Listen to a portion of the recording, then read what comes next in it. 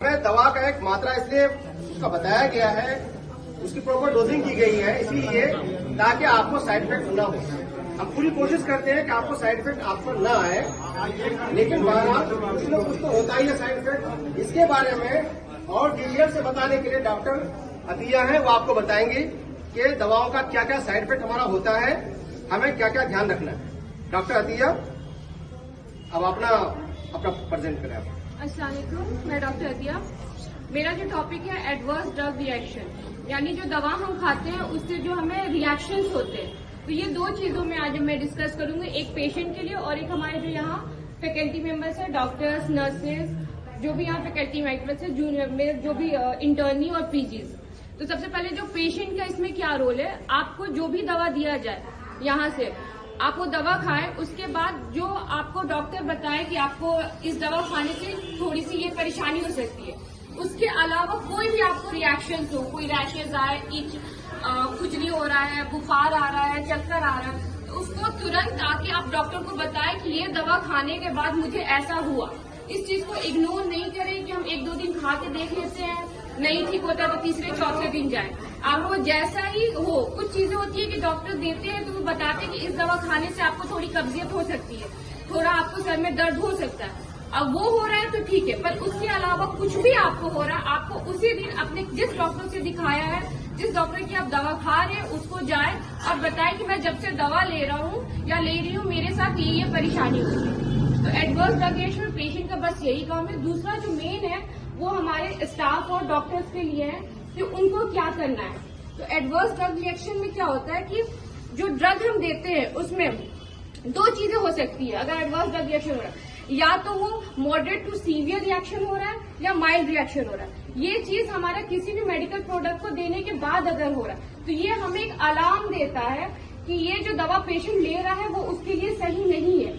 उसमें वो एक इनिशियली हमें वार्न कर रहा है कि ये दवा आप जो दे रहे हैं उसके डोजेस में चेंज करने की जरूरत है या फिर दवा को ही बदलने की जरूरत है। बहुत से लोग ये समझते हैं कि adverse drug reaction side effect होता है, वो नहीं है। साइड इफेक्ट और एडवर्स ड्रग रिएक्शन दोनों अलग अलग है।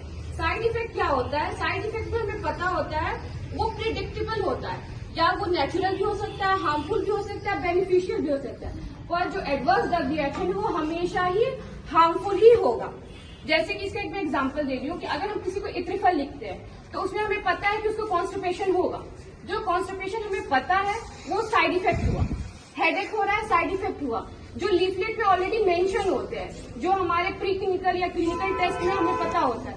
लेकिन अगर उसके अलावा अगर इथ्रिफल खाने से किसी को फीवर हो रहा है, किसी को रैशेज आ रहा है, या फिर और भी किसी तरीके की परेशानी हो रही है जो हमें अब तक की स्टडीज में नहीं आई है, हमारे लीफलेट में मेंशन नहीं है, वो एडवर्स ड्रग रिएक्शन होगा। उस पर हमें उसी वक्त लेने की जरूरत है एक्शन की क्या करना है।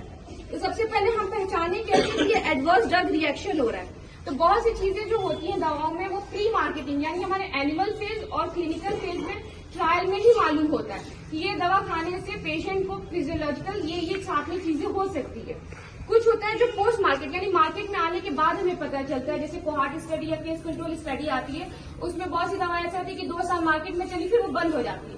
क्यों? क्योंकि तो इसका कोई ऐसा एडवर्स रिएक्शन आया जो पेशेंट ने कंप्लेन किया, मालूम चला, तो वो दवा में मार्केट में आने के बाद बंद हो जाती है।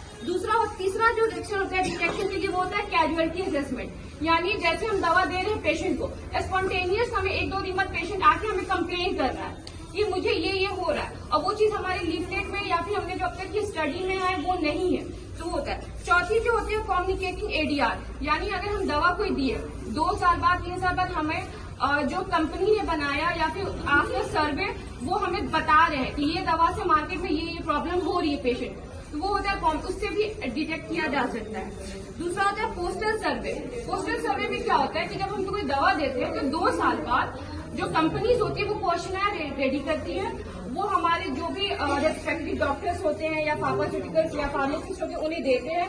उस क्वेश्चनर को जो वो डॉक्टर जिस पेशेंट को वो दवा देते हैं उससे फॉलो अप के बाद वो क्वेश्चनर भरने को देते हैं। उसके हिसाब से उसमें जो भी चीजें आते हैं वो होता है पोस्टल सर्वे में कम्युनिटी। फिर आता है डी चैलेंज, यानी किसी दवा से किसी पेशेंट को प्रॉब्लम हो, हमने वो दवा विड्रॉ कर लिया, वो प्रॉब्लम खत्म हो, ये होता है। इससे भी हमें पता चलता है कि ये एक एडीआर का केस था, तो वो होता है डी चैलेंज। अब नेक्स्ट आता है कि हम कौन से लोग हैं जो एडीआर रिपोर्ट कर सकते हैं। तो वो होते हैं हमारे हेल्थ केयर प्रोफेशनल, जैसे डॉक्टर्स हुए, फिजिशियन हुए, नर्सेज, फार्मासिस्ट और मार्केटिंग ऑथराइज होल्डर, यानी जो हमारी कंपनीज है वो भी एडीआर कर सकती है। एडीआर करने के लिए हमारे गवर्नमेंट ने एक ऐप भी बनाया हुआ है जिसमें ये जाके चारों जो लोग होते हैं वो कर सकते हैं। इस ऐप का नाम ये, इसका लोगो है और ऐप का नाम ये है ADR पीवीपीवीआई app.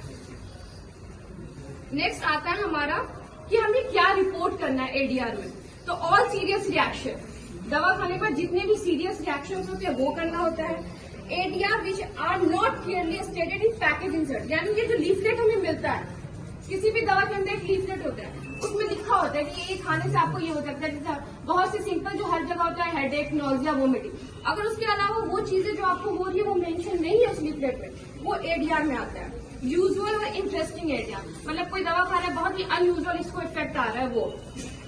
Poisoning due to traditional और हर्बल मेडिसिन, अगर हर्बल और ट्रेडिशनल मेडिसिन से भी आपको पॉइजनिंग हो रही है, जैसे दर्जा 4 की दवाओं में हो जाती है, किसी दवाओं में उसकी हम मिकदार ज्यादा हो जाता है अगर मैन्युफैक्चर करने के टाइम, तो उससे पॉइजनिंग हो सकती है, तो वो भी हमारे एडीआर में आ सकते हैं। जैसे कि हमारे यहाँ बहुत सी दवाइयाँ ऐसी हैं दूसरी कंपनी का दे तो उससे रिएक्शन नहीं होता है, जैसे हबे शिफा ही है, पर अगर किसी और कंपनी के दिए तो उसे किसी बहुत से यहाँ पेशेंट को उसको रिएक्शन हुआ है, तो वो हमारे हर्बल और ट्रेडिशनल मेडिसिन का ही वो एडीआर है, पॉइजनिंग इफेक्ट है, तो वो भी हमारे एडीआर में आ सकता है। ADR only identify in specific group, यानी बहुत से पेशेंट होते हैं जिनको नॉर्मल होते हैं, कुछ पेशेंट होते हैं जिनको ऑलरेडी कोई सिस्टमेटिक प्रॉब्लम होती है, लीवर की, जैसे लंग्स की, तो उसमें कोई दवा खाने के बाद कोई रिएक्शन हो रहा है, जबकि नॉर्मल पेशेंट में नहीं हो रहा है, लेकिन किसी ऑलरेडी बीमार पर्सन में वो हो रहा है, तो वो भी हम रिपोर्ट करेंगे। ऐसा नहीं है कि हाँ आपको ये बीमारी है इसलिए आपका रिएक्शन होता है, हम इसको रिपोर्ट नहीं कर सकते। स्पेसिफिक ग्रुप के पेशेंट पे भी अगर वो रिएक्ट कर रहा है तो मैं कर सकती हूँ।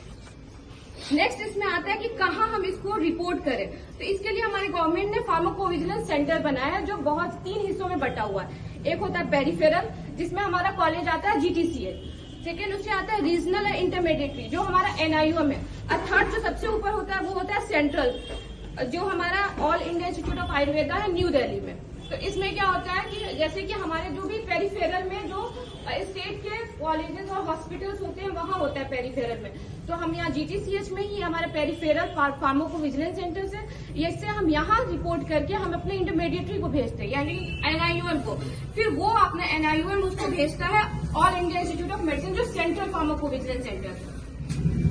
नेक्स्ट आता है इसमें कि हम इसको कैसे रिपोर्ट करें, ये मेरे कुलीग बताएंगे, डॉक्टर मशहूर अहमद, ये आपको बताएंगे कि इसको हम कैसे रिपोर्ट कर सकते हैं। मशहूर।